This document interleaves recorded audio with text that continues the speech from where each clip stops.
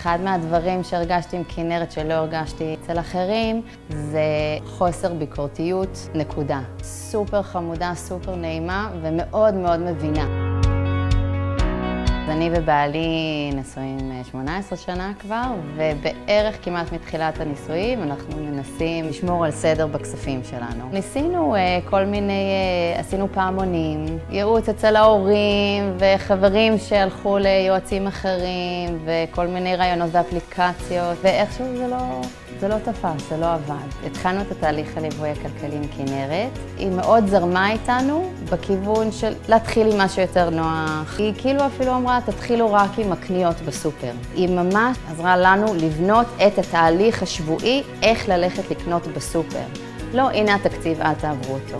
תלכו רק פעם בשבוע, במקום גם במכולת וגם בסופר וגם פה וגם שם. ממש תשתדלו, תעשו רשימה. אנחנו הצלחנו לחסוך איזה 3,000 שקל בחודש.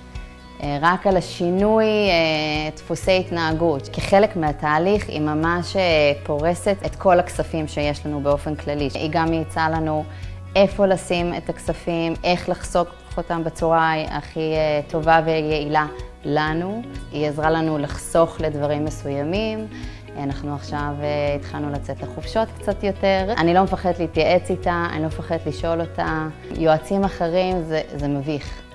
יותר ביקורת, יותר כאילו מרגישים כמו ילדים קטנים מול גדולים. והיא הרבה יותר כמו חברה. בזכותה אני מרגישה במקום הרבה יותר טוב.